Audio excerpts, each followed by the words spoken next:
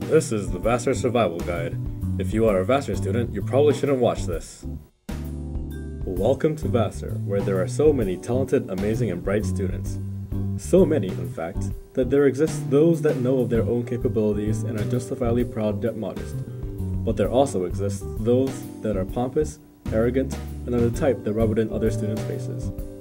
Also, because there are so many talented students, it is very possible for one to feel worthless and talentless in the mix, often resulting in the feeling of not being able to fit in. It is said that not fitting in is the point at Vassar, which sounds kinda cool. It's actually more of a really complicated mess of, be different, it's cool, but if you're not different, it's boring. But do what you want, except be different. But make sure you're different, okay? But if everyone's different, does that make everyone basically the same person, striving to stand out? Now it gets confusing, just like Vassar. At Vassar, the students go, liberalism, hurrah, woo, freedom of speech, express yourself, say what you want. As long as you don't offend anyone, that is.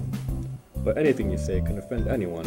Even if it doesn't personally offend someone, they can get offended anyway, just because what you said can be generalized and offensive in some way.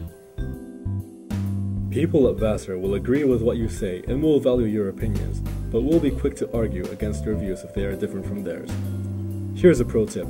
Watch out for 99% of the things you say, because if you say something that goes against a largely common view, you will get thrown into the ground.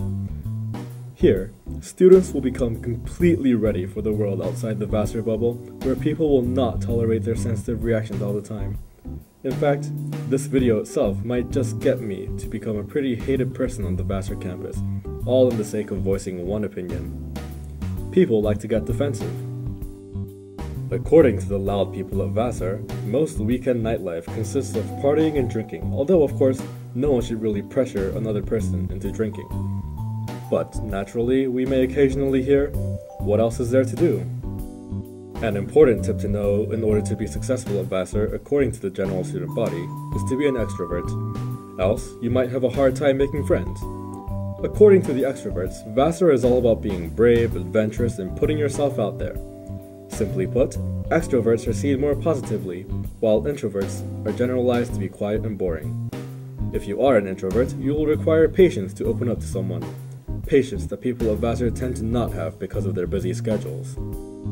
Lastly, you will learn of the idea of consent at Vassar, as Vassarians also advocate the idea of it, yet seem to have trouble practicing what they preach. You will bump into posters that say, consent is an active, sober yes. Vassar has a relatively large hookup culture. Clearly not all of these hookups are sober, so does that mean, technically, that they are done without consent? The question at hand that no one seems to know the answer to is basically this. Is the non-sober hookup culture at Vassar practicing, technically, sexual assault? Well, these are the basics you need to keep in mind in order to survive at Vassar. Ultimately, one thing you should remember is that this is probably going to be the same for any college you would ever go to. So deal with it. Good luck!